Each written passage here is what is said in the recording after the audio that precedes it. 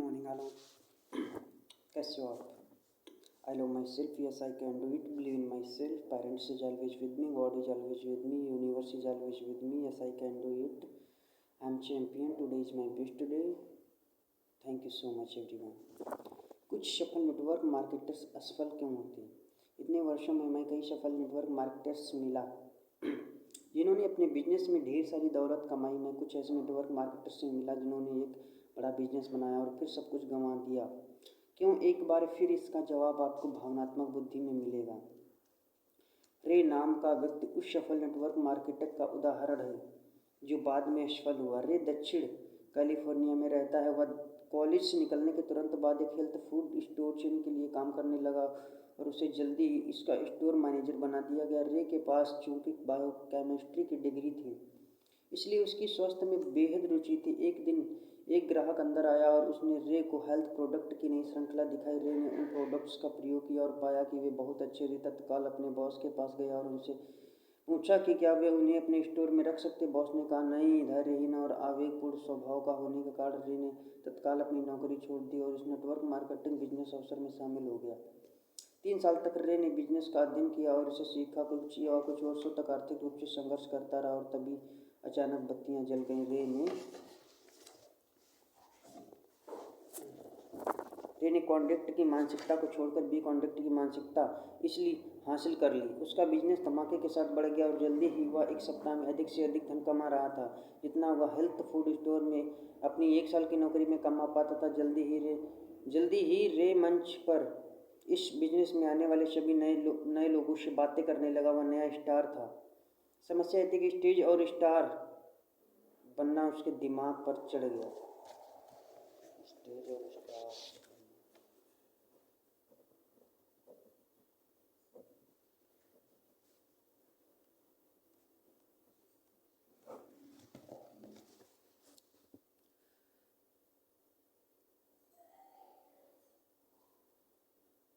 वह घमंडी और अति आत्मविश्वासी हो गया था। वह कम भावनात्मक बुद्धि का परिचायक था। वह उन लोगों से बहस करने लगा जिन्होंने उसे यह बिजनेस करना सिखाया था। उसे लगता था कि वह उन लोगों से ज़्यादा स्मार्ट था क्योंकि उसके पास ज़्यादा अच्छी कार थी, ज़्यादा अच्छा घर था, उसके पास ज़्यादा पैसा आ रहा था। पैसे ना दरअसल उसके दिमाग को बौरा दिया। एक नया नेटवर्क मार्केटिंग बिजनेस शुरू हो रहा था। उनके पास भी एक उत्कृष्ट हेल्थ प्रोडक्ट लाइन की थी। वे रे जैसे सितारों की तलाश में थे जो अपनी पुरानी कंपनी में दल बदल करके उनकी कंपनी में आ जाएं। रे को इस बात के लिए राजी करने में नए बिजनेस मालिकों को ज़्यादा समय नहीं लगा कि वह पुरानी स्थापित कंपनी को छोड़कर उनकी नई कंपनी में आ जाए। रे ने यह छलांग इसलिए लगाई क्योंकि वह सबसे नीचे की सीढ़ी से शुरू करना चाहता था, जल्दी शुरू करना चाहता था और ज़्यादा बड़े बिजनेस को अधिक जल्दी बनाना चाहता था। रे ने अपनी टीम के कुछ सदस्यों को भी अपने साथ मिला लिया। 3 साल बाद रे दिवालिया हो चुका था। क्यों? मेरी समझ में इसके 2 कारण थे। एक वह कि एक नई कंपनी के मालिक भी रे जैसे ही थे, उनमें भी धैर्य नहीं था और भावावेग में काम करते थे।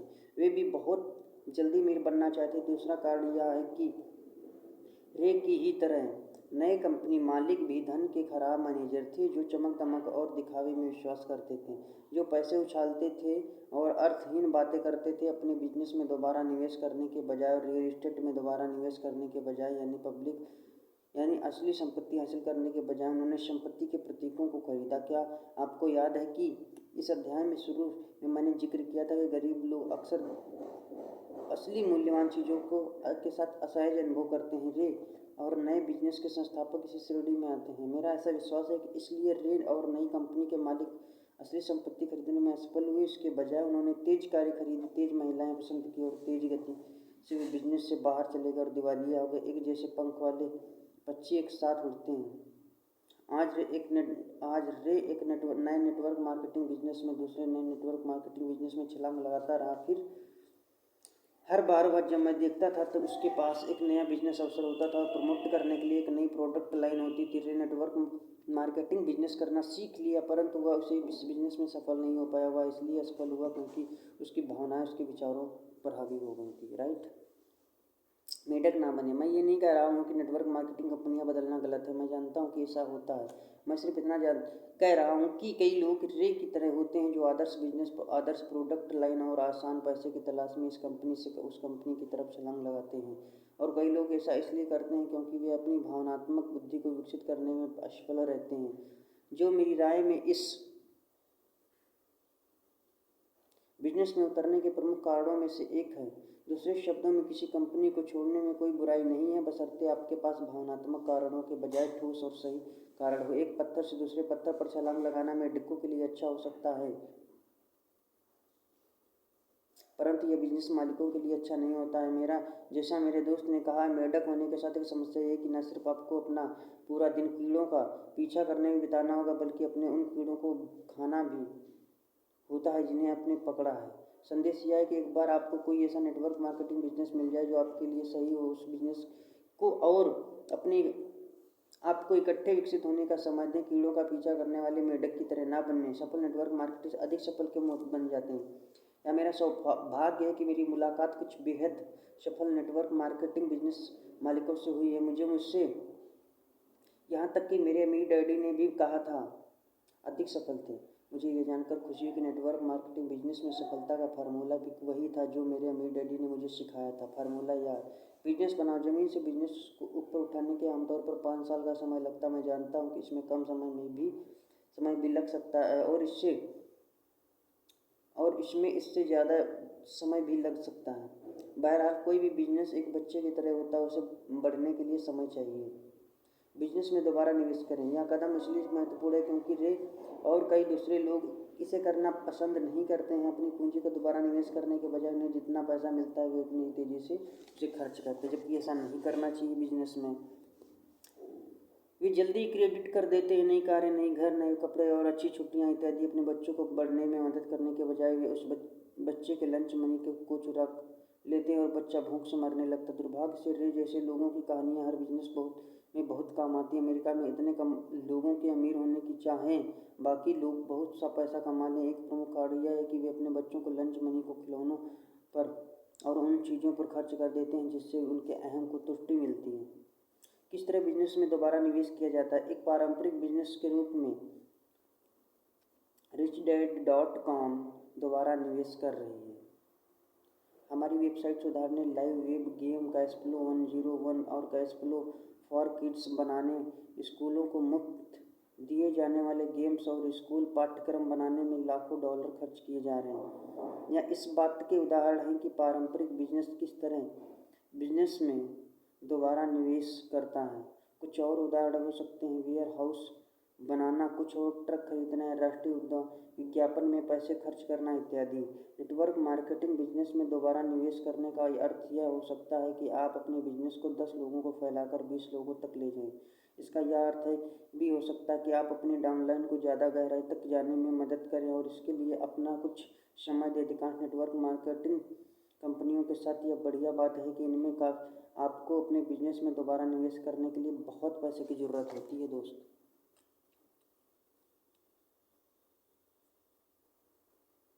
राइट है।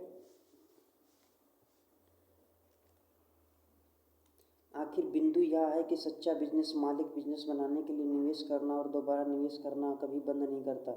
कभी भी बिजनेस में बहुत से लोग इसलिए एक प्रचुर संपत्ति हासिल नहीं कर पाते क्योंकि वे अपने बिजनेस में लगातार दोबारा निवेश नहीं करते। रियल एस्टेट में निवेश। रियल एस्टेट में क्यों? 2 कारण है कि टैक्स कानून उन बिजनेस मालिकों के पक्ष में बनाए गए हैं जो रियल एस्टेट में निवेश करते हैं। परिशिष्ट वाले अध्याय में मेरे टैक्स सलाहकार डियान कैनेडी ये बताते हैं कि किस तरह रियल एस्टेट और नेटवर्क मार्केटिंग बिजनेस एक दूसरे के लिए बने हैं। दूसरा कारण यह है कि आपका बैंकर आपको रियल एस्टेट के लिए हंसते हंसते लोन दे देगा। आप अपने बैंकर से जरा पूछकर देखें कि क्या वह आपको म्यूचुअल फंड या स्टॉक पर 6.5% की दर से 30 साल का लोन देगा। वे लोग आपको अपनी बैंक से हंसते हंसते भगा देंगे। एक चेतावनी, मैं आपको पहले बिजनेस बनाने का सुझाव इसलिए दे रहा हूँ क्योंकि रियल एस्टेट में निवेश करने में समय, शिक्षा और अनुभव धन लगता है। अगर आपके पास अतिरिक्त स्थायी आय और टैक्स लाभ नहीं है तो भी कॉन्ट्रैक्ट बिजनेस के साथ आते हैं जो रियल एस्टेट या तो बहुत जोखिम भरा या फिर बहुत धीमा है। या बहुत जोखिम भरा इसलिए है क्योंकि रियल एस्टेट में गलतियां खासकर प्रॉपर्टी मैनेजमेंट में की गई हैं।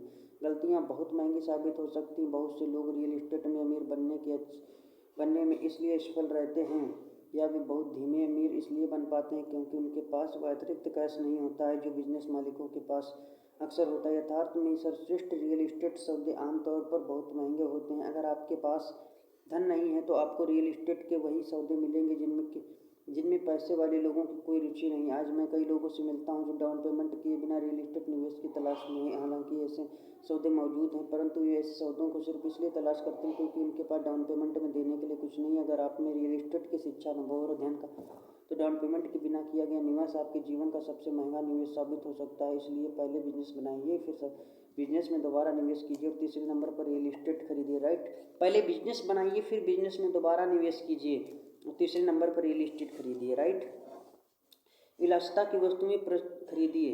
हमारी विवाहिता जिंदगी में ज़्यादातर लोग की और मैं बड़े घर में नहीं रह पा रहे या बहुत शानदार कारों में नहीं घूमे। वर्षों तक हम एक छोटे से घर में रहे जिसकी मॉर्टगेज पेमेंट में हमें $400 प्रति माह की लागत आती थी।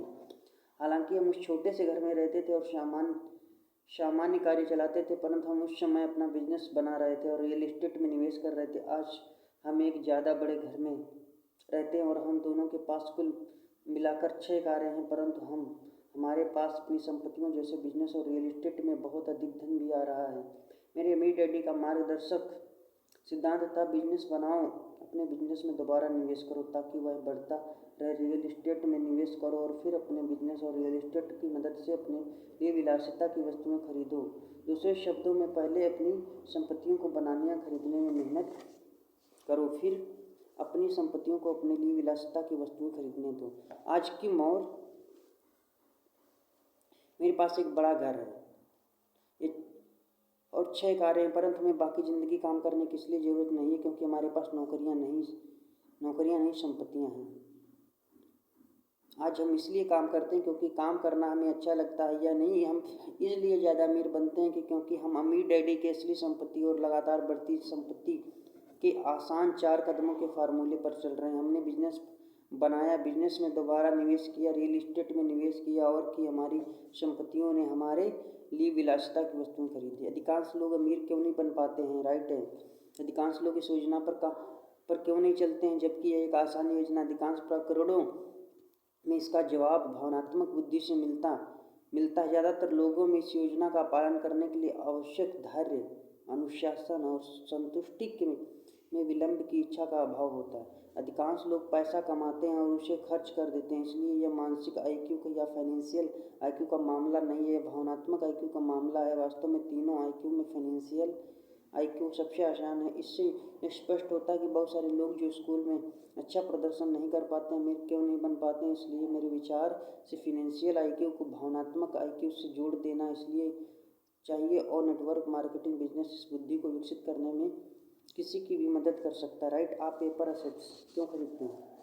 कई लोग मुझसे पूछते हैं कि अपने स्टॉक, बॉन्ड और म्यूचुअल फंड जैसे पेपर असेट्स कब खरीदें। मेरा जवाब, मेरे अमीर डैडी का जवाब वर्षों पहले अमीर डैडी ने मुझसे कहा था, जब सबसे अच्छा असेट्स होता है बिजनेस। मैं बिजनेस को नंबर 1 पर सिर्फ इसलिए रखता हूँ क्योंकि वह सबसे अच्छा असेट है जिसके आप स्वामी होते हैं, बशर्ते आप इसके स्वामी होने लायक स्मार्ट हो। दूसरा रियल इस्टेट और तीसरे पेपर असेट्स की आखिरी होने की कारण यह है कि वह खरीदने में सबसे आसान है परंतु उनका स्वामी होना सबसे जोखिम भरा है। अगर आप पेपर असेट्स के जोखिम भरे होने में विश्वास नहीं करते तो जाइए और अपने बैंकर से उन्हें खरीदने के लिए 30 साल का मॉर्टगेज लोन देने की बात करके देखिए। राइट, इसलिए आज लोगों को मैं जवाब देता हूँ कि वह मेरे अमीर डैडी का जवाब है पेपर असेट्स सबसे आखिर में है, इसलिए आते हैं क्योंकि उन्हें खरीदना सबसे आसान है परंतु उनका स्वामी बनना सबसे जोखिम भरा है। और एक और कारण है कि मैं किसी बिजनेस का रियल इस्टेट में ज़बरदस्त घाटे का बीमा करा सकता हूँ। बहुत कम लोग जानते हैं कि स्टॉक मार्केट में शेयरों का बीमा कैसे कराया जाता है। म्यूचुअल फंड पर बीमा होता है मैंने आज तक कभी नहीं सुना, पर ऐसा हो सकता है। राइट, पॉसिबिलिटीज होती है, गारंटी नहीं होती है। आपके सफल होने की संभावनाएं हैं, गारंटी नहीं है। दोस्त, अगर पढ़ाई नहीं करोगे तो गारंटी कि हम अनपढ़ बने रहोगे, लेकिन पढ़ लोगे तो इंटेलिजेंट बनने की पॉसिबिलिटीज होती हैं। राइट, लोग अपनी नौकरी में खुश क्यों नहीं होते? मेरा एक दोस्त प्रशिक्षित और अनुभवी मानसिक स्वास्थ्य कर्मी है। उसने मुझसे कहा कि सुख का एक कारण नियंत्रण है, आपका जितना अनियंत्रण होगा आप उतने ज़्यादा सुखी होंगे। दूसरी ओर अगर आप नियंत्रण से बाहर या आप नियंत्रण खो देते हैं तो आप अक्सर दुखी हो जाते हैं। उसने एक ऐसे व्यक्ति का उदाहरण दिया जो हवाई अड्डे की तरफ कार में तेजी से जा रहा था और अचानक वह 1 मील लंबे ट्रैफिक जाम में फंस गया। निकलने का कोई रास्ता नहीं दिखाई दे रहा था। वह ट्रैफिक में रेंगता रहा। उसे एहसास हुआ कि उसका हवाई जहाज छूट जाएगा और उसका खुशनुमा मूड काफूर हो जाता है। यह आदमी सिर्फ इसलिए दुखी बन जाता है क्योंकि उसका ट्रैफिक जाम पर कोई नियंत्रण नहीं है। इसका सबक संक्षेप में यह है कि नियंत्रण और सुख करीबी रूप से जुड़े हुए हैं। राइट है।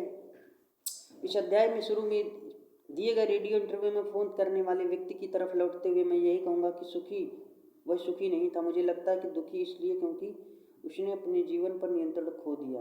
हालांकि उसे लगता है कि उसके पास एक सुरक्षित नौकरी, परंतु उसकी आर्थिक स्थिति पर कोई उसका नियंत्रण नहीं। उसने स्टॉक और म्यूचुअल फंड में निवेशों पर भी नियंत्रण खो दिया। आज दुनिया में खासकर स्टॉक मार्केट क्रैश के बाद और अर्थव्यवस्था के कमज़ोर होने के बाद और 11 सितंबर के आतंकवादी हमले के बाद कई लोग यह महसूस करते हैं कि उन्होंने नियंत्रण खो दिया और इस वजह से वे दुखी हो जाते हैं। नेटवर्क मार्केटिंग, बिजनेस बनाने और फिर रियल एस्टेट में निवेश करने का एक बहुत बड़ा लाभ यह है कि वह दोनों कार्य आपको अपने जीवन पर दोबारा नियंत्रण प्रदान करना है और आपका जितना अधिक नियंत्रण होगा आपके पास उतना ही अधिक सुख होगा और सुख आपके जीवन में एक महत्वपूर्ण भावना है। राइट।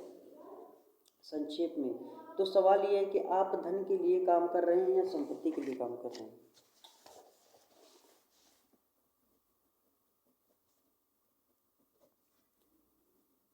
आप धन के लिए काम कर रहे हैं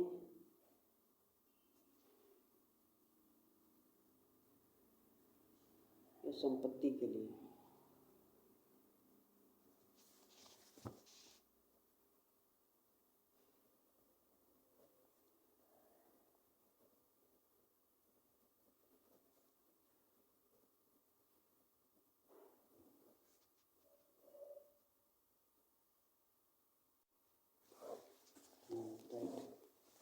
काम करें। अगर आप संपत्ति के लिए काम करना शुरू करना चाहते हैं तो मेरे पास 2 सुझाव हैं। नीचे दिए गए कैश फ्लो कॉन्टेक्ट को देखते हुए ये सुझाव देना चाहूँगा। Part time network marketing business शुरू करें, रीडेट का गेम कैश फ्लो 101 खेलें और निवेश करना सीखें।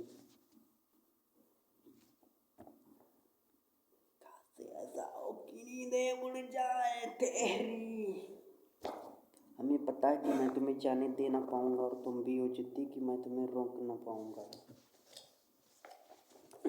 अपने खाली समय में अगर आप अगले 3 से 5 साल तक ये दोनों करेंगे तो मेरा विश्वास है कि आपका आर्थिक भविष्य उससे ज़्यादा अधिक उज्जवल होगा।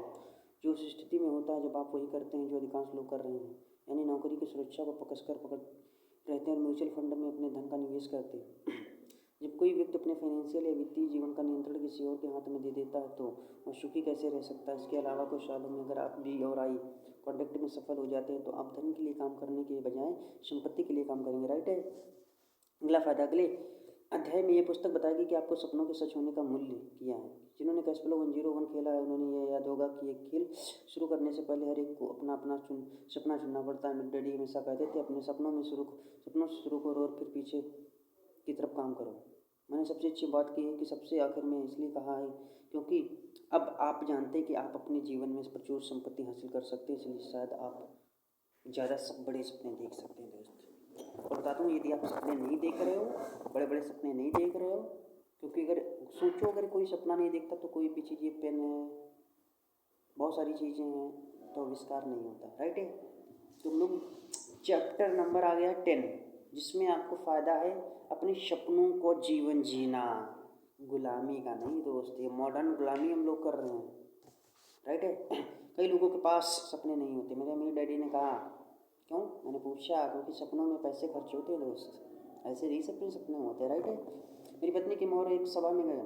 यहाँ नेटवर्क मार्केटिंग कंपनी का ग्रिड लीडर अपनी 17,000 वर्ग फुट पर बने महल, 8 कारों के गैरेज और उसमें खड़ी होने वाली 8 कारों, उसकी लिमोसिन और इसी तरह के दूसरी विलासिता के सामान को प्रदर्शन कर रहा था। घर और आलीशान वस्तुएं प्रभावित कर रही थी, परंतु मुझ पर इससे भी ज़्यादा प्रभाव इस बात का पड़ा कि जिस घर में वह रहता था वह उस सड़क का नाम उस आदमी के नाम पर रखा गया था। जब मैंने उससे पूछा कि उसने किस तरह सरकार को इस बात के लिए राजी किया तो उसका जवाब था, ये आसान है, मैंने एक नई स्कूल या लाइब्रेरी बनाने के लिए दान की दिया। जब मैंने ये किया तो सरकार ने मुझे इस बात का इजाज़त दे दी कि इस सड़क का नाम मेरे परिवार के नाम पर रखा जाए। इस बिंदु पर मुझे ये एहसास हुआ कि उसका सपना मेरे सपने से बहुत ज़्यादा बड़ा था। मैंने ये कभी सपना नहीं देखा था कि मेरे नाम पर किसी सड़क का नाम रखा जाएगा। मैं कभी स्कूल और लाइब्रेरी बनवाने के लिए दान दूँ। उस रात को उसके घर से लौटते समय मैंने ये महसूस किया कि मुझे अपनी सपनों का आकार बढ़ाना चाहिए। राइट है। अच्छी नेटवर्क मार्केटिंग कंपनियों में मैंने ये महत्वपूर्ण फ़ायदा देखा कि वे सपनों के लिए काम करने के महत्व पर जोर देते हैं और उन्हें पूरा करने में आपकी मदद करते हैं।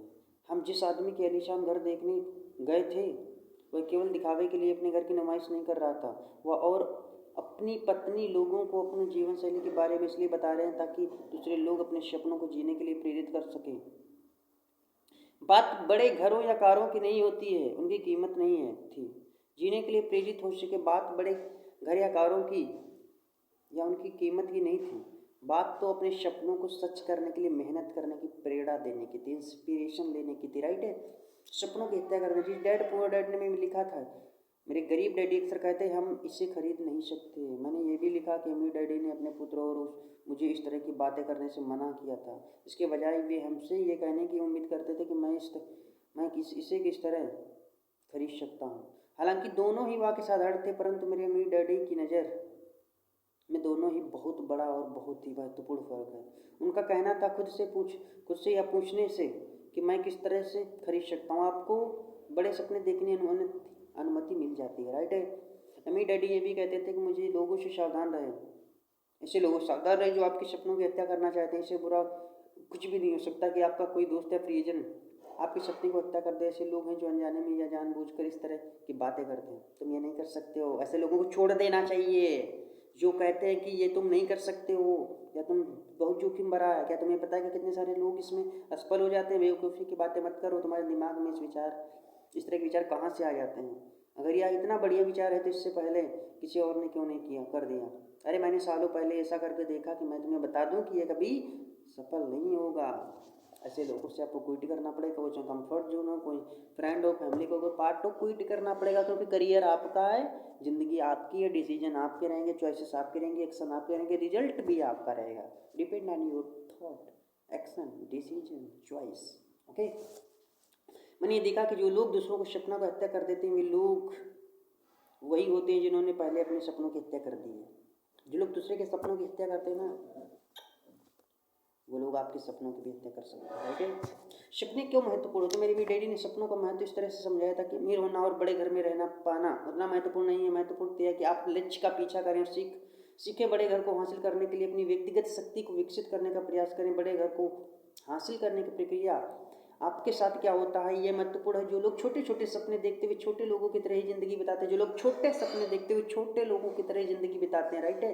जैसा मेरे अमीर डैडी का कहना था, घर महत्वपूर्ण नहीं था, मेरी पत्नी की और मैं दो बहुत बड़े घर के मालिक रह चुके हैं और मैं मानता था कि घर का आकार या अमीर होना महत्वपूर्ण नहीं था। अपने सपने को साफ महत्वपूर्ण जब मेरी पत्नी और मैं दिवालिया हो गए तब हमने ये लक्ष्य बनाया कि जब हमारे पास $10 लाख से ज़्यादा ये तब हम एक बड़ा घर खरीद लेंगे। जब हमारे बिजनेस से हमें $10 लाख से ज़्यादा कमाई हुई तो हमने अपना बड़ा मकान खरीदा और फिर से जल्दी ही बेच दिया। हमने इसे बेच दिया क्योंकि हम एक नए सपने को हासिल करने के लिए आगे बढ़ गए थे। दूसरे शब्दों में घर खरीदना और $10 लाख कमाना हमारा सपना नहीं था। घर और पैसा तो इस बात के प्रतीक हैं कि जब हम अपने सपने को हासिल कर सकते हैं तो आज हमारे पास एक बार फिर एक बड़ा घर है और एक बार फिर हमारा घर उस सपने का प्रतीक है जिसे हमने हासिल कर लिया। हमारा बड़ा घर हमारा सपना नहीं है, हमारा सपना तो खुद को उस प्रक्रिया में से ले जाना है जो हमें मंजिल तक पहुंचाती है।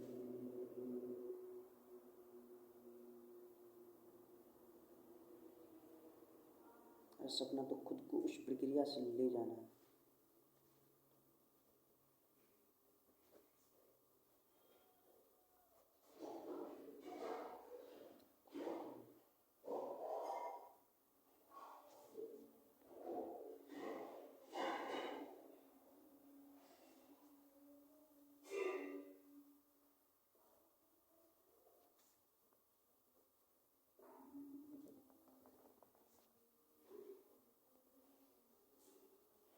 मंजिल तक ले जाती। राइट है। अम्मी डैडी इसे इस तरह से कहा करते थे, बड़े लोग बड़े सपने देखते हैं और छोटे लोग छोटे सपने देखते हैं। अगर आप अपनी स्थिति को बदलना चाहते हो तो आपको अपने सपनों का आकार बदलने से शुरुआत करनी होगी। जब मैं कंगाल हुआ और मैंने अपनी ज़्यादातर संपत्ति गंवा दी तो मेरे अमीर डैडी ने कहा, इस अस्थायी आर्थिक झटके के कारण अपने सपने का आकार कम मत करो, तुम्हारे सपने ही झलक ही तुम्हें जिंदगी के इस कठिन और दौर से बाहर निकाल कर ले जाएंगे। राइट। उन्होंने कहा, ये भी कहा, कंगाली स्थायी होती है जबकि गरीबी स्थायी होती है। चाहे आप कंगाल हों पर अमीर बनने के सपने देखने में आपका एक भी पैसा नहीं खत्म होता है। कई बार लोग सिर्फ इसलिए गरीब हैं क्योंकि उन्हें सपने देखना छोड़ दिया है। राइट है। अलग अलग किस्म के स्वप्नदर्शी होते हैं। जब मैं हाई स्कूल में था तब मेरे डैडी ने मुझे समझाया था कि सपने देखने वाले लोग 5 टाइप के होते, 5 किस्म के होते हैं। ओके। स्वप्नदर्शी जो अतीत के सपनों को देखते हैं, जो पास्ट को देखते हैं। राइट। अम्मी डैडी ने कहा कि कई लोग ऐसे होते हैं जिनकी महत्वपूर्ण उपलब्धियां अतीत में होती हैं। राइट। टीवी कार पर आने वाले सीरियल मैरिड विद चिल्ड्रन का अलबंडी ऐसे व्यक्ति का एक बढ़िया उदाहरण है जिसके सपने अतीत में छूट गए हैं। जिन लोगों ने ये सीरियल नहीं देखा, मैं बता दूं कि अलबंडी का एक ऐसा आदमी है जो अपने हाई स्कूल के दिनों को याद करता है और वह एक फुटबॉल स्टार हुआ करता था और उसने एक महत्वपूर्ण खेल में 4 गोल किए थे। यह एक ऐसे आदमी का उदाहरण है जो अपने अतीत के सपनों को देखता है। राइट है। अमीर डैडी कहते हैं, जो आदमी अतीत के सपनों को देखता है एक ऐसा व्यक्ति होता है जिसकी ज़िंदगी खत्म हो चुकी है। फिर से ज़िंदगी जिंदा होने के लिए उस आदमी को अपने भविष्य का कोई सपना देखना पड़ेगा। ऐसा नहीं कि वे केवल भूतपूर्व फुटबॉल खिलाड़ी ही अपने अतीत के सपनों को देखते हैं या सिर्फ उन्हीं की ज़िंदगी खत्म हो जाती है। इस तरह के और भी लोग होते हैं, जैसे वे लोग जो भी स्कूल में अच्छे नंबर लाने की, अच्छी यूनिवर्सिटी से स्नातक होने की, सेना में रहने की बात याद करके खुश रहते हैं। दूसरे शब्दों में उनका सर्वश्रेष्ठ समय निकल चुका है। स्वप्नदर्शी जो केवल छोटे सपने देखते हैं। मेरे डैडी ने कहा था, इस तरह के स्वप्नदर्शी केवल छोटे सपने देखते क्योंकि वे विश्वास करना चाहते हैं कि वे उन्हें हासिल कर सकते हैं। समस्या है कि हालांकि वे जानते हैं कि उन्हें हासिल कर सकते हैं परंतु दरअसल वे उन्हें कभी हासिल नहीं कर पाते। इस तरह के स्वप्नदर्शी होने का मतलब मुझे तब तक समझ में नहीं आया जब तक मैंने एक आदमी से एक दिन ये नहीं पूछा कि अगर आपके पास दुनिया में सारी दौलत हो तो आप कहाँ जाना चाहोगे। उसका जवाब था, मैं अपनी बहन से मिलने के लिए कैलिफोर्निया जाना चाहूँगा। मैंने उस 14 साल से नहीं देखा था और मेरी उससे मिलने के बाद बहुत इच्छा है, खासकर तब जब उसके बच्चे भी छोटे हैं। यह यात्रा मेरे लिए एक सपना है। इस पर मैंने कहा, परंतु उसमें तो केवल $500 का खर्च आएगा। आप आज ही उस यात्रा पर जा सकते हैं। मैं आऊँगा पर आज नहीं, अभी तो मेरे पास वक्त ही नहीं। इस आदमी से मिलने के बाद मैंने महसूस किया कि इस तरह के स्वप्नदर्शी मेरे अनुमान से कहीं ज़्यादा संख्या में होते हैं। ये लोग ऐसे सपनों के साथ जीते हैं जो वे जानते हैं कि हासिल कर सकते हैं परंतु उसके बाद भी अपने सपने को हासिल नहीं कर पाते हैं। आप इन लोगों को यह कहते हुए सुन सकते हैं कि मुझे यह वर्षों पहले कर देना चाहिए था परंतु मैं ये कभी नहीं कर पाया। अमीर डैडी करते थे। इस तरह के स्वप्नदर्शी प्रायः सबसे खतरनाक होते हैं। वे कछुओं की तरह जिंदगी बिताते हैं और जरा सी समस्या होने पर अपने आरामदेह खोल में घुस जाते हैं। अगर आप उनके कवच पर प्रहार करके उसमें झांक कर देखें तो वे प्रायः अपना मुंह बाहर निकालकर आपको काट लेंगे। यानी अब उसकी शिक्षा वो ये है कि आप इस तरह के स्वप्नदर्शी कछुओं को उनकी पसंद के सपनों को देखने दें। ज़्यादातर लोग वैसे भी वहीं कहीं नहीं जा रहे हैं और उन्हें उसमें कोई खास परेशानी भी नहीं है। राइट है। स्वप्नदर्शी जिन्होंने अपने सपने हासिल कर लिए और नया सपना नहीं बनाया। मेरे एक दोस्त ने एक बार मुझसे कहा था, 20 साल पहले मैंने डॉक्टर बनने का सपना देखा था, मैं डॉक्टर बन गया पर अब मैं ज़िंदगी से बोर हो चुका हूँ। मुझे डॉक्टर बनने में आनंद तो आता है परंतु मुझे कोई चीज़ जिसकी कमी मुझे खलती है। यह एक ऐसे आदमी का उदाहरण है जिसने सफलतापूर्वक अपने सपने को हासिल कर लिया और इसके बाद भी वह अपने उसी सपने में जीवन बिता रहा है। बोरियत आमतौर पर इस बात को निशानी है कि अब एक नया सपना देखने का वक्त आ गया। मेरे अम्मी डैडी कहते थे कि कई लोग उन प्रोफेशनों में हैं जिनके वे हाई स्कूल में सपने देखा करते थे। समस्या यह है कि हाई स्कूल से निकले हुए उन्हें कई साल गुजर चुके हैं। अब एक नया सपना देखना और रोमांच का वक्त आ गया है। स्वप्नदर्शी जो बड़े सपने देखते हैं परंतु उन्हें हासिल करने की योजना नहीं बनाते, इसलिए अंत में कुछ भी हासिल नहीं कर पाते हैं। लगता है कि इस तरह कि किसी आदमी को हम सभी लोग जानते हैं। ये लोग इस तरह की बातें करते हैं। मेरे दिमाग में एक बढ़िया योजना आई। मैं आपको अपनी योजना बताना चाहता हूँ। या इस बार मैं चीज़ों को अलग तरह से करूँगा, या अब मैं बदलने जा रहा हूँ। अब मैं ज़्यादा कड़ी मेहनत करूँगा, अपने बिल चुका दूँगा और निवेश करूँगा। या मैं अभी सुना हूँ कि एक कंपनी शहर में आ रही है और उन्हें किसी ऐसे आदमी की ज़रूरत है जिसकी योग्यता में मेरी तरह हाँ या मेरे लिए बहुत बढ़िया मौका साबित हो सकता है। मेरे भी डैडी कहते हैं बहुत थोड़े लोग अपने दम पर अपने सपनों को हासिल कर पाते। इस तरह के लोग अक्सर बहुत ज़्यादा हासिल करने की कोशिश करते हैं परंतु वे अपने दम पर ऐसा करने की कोशिश करते हैं। ऐसे लोगों को बड़े सपने तो देखते रहना चाहिए परंतु एक ऐसी योजना और एक ऐसी टीम बना लेना चाहिए जो उनके सपनों को सच करने में मदद कर सकें। राइट है। स्वप्नदर्शी जो बड़े सपने देखते हैं उन सपनों को हासिल कर लेते हैं और फिर और बड़े सपने देखते हैं। मैं समझता हूँ कि हम में से ज़्यादातर इस तरह के व्यक्ति बनना चाहेंगे। मैं जानता हूँ कि मैं तो ऐसा बनना चाहूँगा। जब मैं नेटवर्क मार्केटिंग कंपनियों का अपना सर्वेक्षण कर रहा था तो मेरे साथ एक बढ़िया चीज़ ये हुई कि मेरे बड़े सपने देखने लगा। और यह बिजनेस लोगों को बड़े सपने देखने के लिए और उन बड़े सपनों को हासिल करने के लिए प्रोत्साहित करता है, जबकि कई परंपरागत कंपनियां ये नहीं चाहती हैं कि उनके कर्मचारी निजी सपने देखें।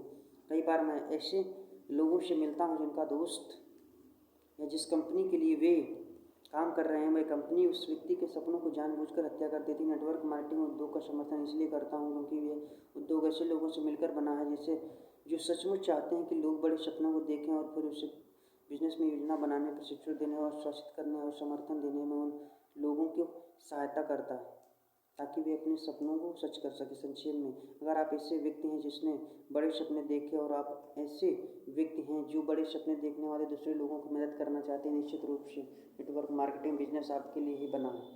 आप शुरुआत में तो इस बिजनेस को पार्ट टाइम कर सकते हैं, फिर जब आपका बिजनेस बढ़ जाए तो आप पार्ट टाइम बिजनेस शुरू करने में दूसरों की मदद कर सकते हैं। यह एक ऐसा फ़ायदा है जो हर एक को मिलना ही चाहिए। एक बिजनेस और इस बिजनेस के वे लोग जो दूसरे लोगों को सपनों को सच करने में उनकी मदद करते हैं। आपके बड़े सपने क्या हैं? इस समय ये महत्वपूर्ण है कि आप सोचने, सपने देखने और अपने सपनों को लिखने के लिए एक मिनट ठहर जाएं। नीचे दी गई आप खुद की गहराई में झांकें और अपने सपनों को कागज़ पर लिखें। जब आप अपने सपनों को लिख दें तो आप शायद अपने सपनों के बारे में किसी से चर्चा करना चाहेंगे तो उसकी मनचाही चीज़ हासिल करने की आपको सहयोग देगा। जो व्यक्ति वह हो सकता है जिसने वह आपको पुस्तक दी हो। राइट है।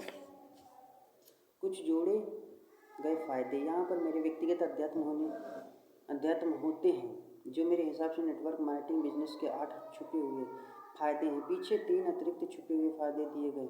मेरे जीवन में 3 महत्वपूर्ण महिलाएं इन अतिरिक्त छुपे हुए फ़ायदों के बारे में बता रही हैं। ऐसे फ़ायदे जो बिजनेस बनाने में उनके हिसाब से महत्वपूर्ण है। पहली, मेरी पत्नी किम ने विवाह और बिजनेस के लाभ के बारे में लिखा। दूसरी, मेरी बिजनेस पार्टनर और रिच डैड पुस्तकों की सही लेखिका शेरॉन ने पारिवारिक बिजनेस बनाने के प्रभाव के बारे में लिखा है। उनका पुत्र फिलिप richdad.com के बिजनेस में काम करता है और वह इस प्रतिभाशाली बिजनेस वूमेन और अपने पुत्र के बिजनेस की दुनिया को शिक्षित करने वाला उसका मार्गदर्शन करने में अधिक समय देने का लाभ मिल रहा है। तीसरी है मेरी टैक्स सलाहकार डियॉन कैनेडी। उन्होंने टैक्स लूपहोल्स के छुपे हुए लाभ बताएंगे जो part time network marketing business से मिल सकते हैं।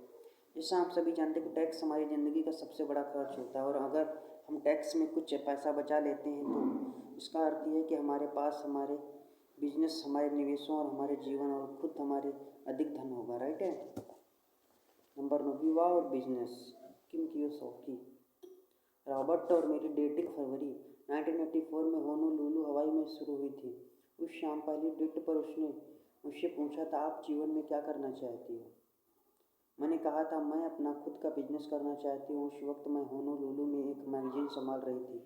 रॉबर्ट ने कहा, अगर आप चाहें तो मैं आपको ये सिखा सकता हूँ कि मैं जानता हूँ कि जो मेरे डैडी ने मुझे सिखाया। उस महीने हमने एक नया बिजनेस इकट्ठे शुरू किया। हमने एक अनोखा लोगो डिज़ाइन किया, शर्ट और जैकेट पर लगवाया और हमने पूरे अमेरिका में अपने प्रोडक्ट बेचते हुए यात्रा की। बिजनेस का असली लक्ष्य 1 साल की हमारी शिक्षा का खर्च निकालना था और हम अपने अगले बिजनेस की तैयारी कर रहे थे जो हम बनाने जा रहे थे। हमने अपना 1 साल का लक्ष्य कर लिया था कि अपना शर्ट और जैकेट का बिजनेस बंद कर दिया है। राइट। हवाई में जो कुछ बीता हुआ सब हमने दिसंबर 1984 में बेच दिया। हम दक्षिणी कैलिफोर्निया चले गए और यहाँ हमारा नया बिजनेस बनाना शुरू किया। 2 महीने में ही हमारी सारी बचत खत्म हो गई। हम दिवालिया हो चुके थे। हमने एक दोस्त के दरवाजे खटखटाए और रात भर जगह देने की आग्रह की। हम समुद्र किनारे सोए। कई रातों तो हमने एक पुरानी उधार ली गई खटारा टोयोटा में भी सोए। मेरे परिवार वालों ने सोचा कि हम लोग पागल हो चुके थे। हमारे दोस्तों ने सोचा कि हम पागल हो चुके थे। ये नहीं, कई बार तो हमने भी सोचा कि हम पागल हो चुके थे। सच कहूँ तो मैं नहीं जानती कि हम इस मुश्किल में सफलतापूर्वक उबर पाए अगर हम दोनों इकट्ठे नहीं होते। इसी रातें भी जब मैं एक दूसरे को थामा करते थे, तूफान में थोड़ा सहारा हासिल करने के लिए। क्या मैं डरी हुई थी? हाँ। क्या मेरा विश्वास डगमगा रहा था? हाँ। क्या मैंने कभी सोचा कि हम लोग ये नहीं कर पाते हैं? बिल्कुल। बहरहाल हमने संकल्प कर लिया कि हम लोग चलते रहेंगे और हम चलते रहे। कहते ना दौड़ना है ना भागना है, बस चलते रहना लगातार। राइट है। जिस चीज़ ने हमें आगे बढ़ने के लिए प्रेरित किया वह यह था, बिजनेस बनाने का हमारा संकल्प, और इससे भी ज़्यादा महत्वपूर्ण तनख्वाह के लिए दोबारा काम न करने का संकल्प। उस बिंदु पर नौकरी हासिल करना बहुत आसान चीज़ होती है। बहरहाल हमारे लिए पीछे लौट जाने की तरह होता। हम जानते हैं कि हम क्या चाहते हैं, हमें बस उस समय तक इस बात का पूरा पता नहीं था कि वहाँ कैसे पहुँचा जाए। राइट है। कुल मिलाकर मुद्दे की बात है कि हमें पीछे नहीं लौटे, हम अपने सपने पर लगे रहे और हमने अपना बिजनेस बनाया, एक अंतर्राष्ट्रीय शिक्षा बिजनेस जो 7 देशों में काम कर रहा है। हमने 1994 में उस बिजनेस को बेच दिया और आज हमारा समय मुख्य रूप से निवेश करने और रिच डैड बिजनेस में लगता है। राइट है। मैं सचमुच क्या चाहती थी, एक बात थी जो मैं रॉबर्ट को डेटिंग वाली पहली रात को नहीं बताई थी। अपने खुद को बिजनेस के साथ मैं एक ऐसा जीवन साथी चाहती थी जो मेरा बिजनेस पार्टनर भी हो। बिजनेस बनाना पूरा समय ले सकता। मैं चाहती थी कि मैं अपने पार्टनर से दूर होने के बजाय उसके करीब रहूं। क्योंकि अगर हमारे फोकस अलग अलग होंगे तो हम एक दूसरे को कभी ठीक से नहीं समझ पाएंगे और हम अलग अलग दिशाओं में चलते रहेंगे। मैं उन बहुत से विवाहित दंपतियों की तरह नहीं होना चाहती थी जिन्हें मैं रेस्तरां में देखती थी, जो चुपचाप बैठे रहते थे क्योंकि उनके पास बातचीत करने के लिए कुछ भी नहीं होता था। रॉबर्ट और मेरी चर्चाएं आनंददायक होती थी, कुंठाजनक होती थी, प्रेमपूर्ण होती थी और झगड़े वाली भी होती थी, परंतु हमारे पास चर्चा करने के लिए बहुत सी बातें होती थी। और मेरे लिए सबसे बड़ा पुरस्कार यह था कि अपने बिजनेस को बढ़ाते समय मुझे अपने व्यक्तित्व में जो कुछ विकास नज़र आता था उसे मैं रॉबर्ट के साथ बांट सकती थी। राइट है। व्यक्तिगत विकास। जब मैं हमारे बिजनेस में पहले वर्ष की तरह मुड़कर देखती हूँ तो मैं कहती हूँ कि वो हमारी ज़िंदगी का सबसे बुरा हाल था। तनाव चरम सीमा पर था, मेरा आत्मविमान आहत हो चुका था और हमारे संबंध हमेशा शांतिपूर्ण नहीं थे। बहरहाल मुझे कि शायद हमारे साथ अच्छी होने वाली सर्वश्रेष्ठ चीज़ थी। इस कठिन समय में गुजरने से हमें वह बनने की मदद मिली जो हम आज हैं। इसके परिणाम स्वरूप रॉबर्ट और मैं आज अधिक मजबूत और अधिक आत्मविश्वासी और निश्चित रूप से अधिक स्मार्ट हैं क्योंकि हमने बहुत कुछ सीखा है। इसके अलावा हमारे विवाह का प्रेम, सम्मान और खुशी मेरे सपनों से भी बढ़कर है। राइट है। इकट्ठे काम करना। मैं नेटवर्क मार्केटिंग उद्योग में कई दंपतियों को इकट्ठे बिजनेस बनाते हुए देखती हूँ। मेरे हिसाब से ये उन दंपतियों के लिए आदर्श बिजनेस है जो इकट्ठे बिजनेस करना चाहते हैं और इसके कई कारण हैं। ये एक ऐसा बिजनेस है जिसे आप दोनों पार्ट टाइम कर सकते हैं। आप अपनी दिनचर्या के हिसाब से घंटे घंटे निर्धारित कर सकते हैं। यह उद्योग परिवारों को इकट्ठा बिजनेस करने के लिए प्रोत्साहित करता है। इस बिजनेस में सफल कई लोग दंपति हैं। कई नेटवर्क मार्केटिंग कंपनी जो शिक्षा प्रदान करती हैं वह दंपतियों को इकट्ठे सीखने पर विकास करने का अवसर देती हैं। दंपतियों के लिए यह बहुत अच्छे लाभ हैं। ईमानदारी से कहा जाए तो अपने जीवन साथी के साथ बिजनेस करना हमेशा दुनिया की सबसे आसान चीज़ है। हाँ, रॉबर्ट और मेरे बीच भी कुछ मुश्किलें आई, परंतु मैं कहूँगी कि यह हम दोनों के लिए ही फ़ायदेमंद साबित हुआ। हमने बहुत ही बिजनेस इकट्ठे बनाए। वर्षों पहले हमने चर्चा की थी और विचार किया था कि यह बेहतर होगा कि हम भिन्न भिन्न क्षेत्रों में अपने अपने अलग मूलभूत बिजनेस बनाएंगे। बहरहाल जब हमने अपने विकल्पों को तौला तो ये स्पष्ट हो गया कि हम अलग अलग बिजनेस बनाने के बजाय इकट्ठे बिजनेस बनाना चाहते थे। राइट है। मेरे लिए सबसे महत्वपूर्ण है कि रॉबर्ट और मेरे साझे जीवन मूल्य हैं, साझे लक्ष्य हों और अंततः साझा मिशन हो। चूँकि हम लोग हमेशा इकट्ठे सीख रहे हैं, इसलिए हम इकट्ठे विकसित हो रहे हैं। हमारी तो यह नीति भी है कि अगर में से किसी शैक्षणिक सेमिनार या कॉन्फ्रेंस में भाग लेता है तो हम दोनों ही उसमें भाग लेते हैं। राइट है। हमारे लिए एक बहुत आनंददायक है कि हम हमेशा अपने बिजनेस के बारे में बातें करते हैं। ऐसे तरीके खोजते हैं जिनसे बिजनेस को बेहतर बनाया जा सके। नए लोगों से मिलते हैं और नए विचारों को आजमाते हैं। राइट है। अपने जीवन साथी के साथ काम करना शायद हर एक के लिए आदर्श ना हो। मैं इस बात को समझती हूँ कि बहरहाल मेरे लिए तो मैं सिर्फ इसके लिए अलावा किसी दूसरे को विकल्प पसंद नहीं करता हूँ। शुभकामनाओं से। Thank you so much. मिलते हैं कल। Today is my best day. I love my self. Yes I can do it. कहते हैं ना, आज का दिन मेरा बहुत अच्छा दिन है। आज मेरे साथ कुछ नया जरूर होगा जो आज तक कभी नहीं हुआ। Thank you so much everyone. मैं आशा करता हूँ कि आप लोग भी बुक रीडिंग करें। बुक रीडिंग से बेनिफिट क्या होता है? कंसंट्रेट पावर बढ़ती है आपकी, न्यू न्यू वर्ड्स मिलते हैं, नई नई चीज़ें सीखने को मिलती हैं। ये सीखी हुई बातों को जब आप इम्प्लीमेंट करते हैं तो उसका बहुत बड़ा इम्पैक्ट पड़ता है आपकी लाइफ में, पर्सनालिटी में, कम्युनिकेशन में, बहुत सारी चीज़ों में। Thank you so much everyone.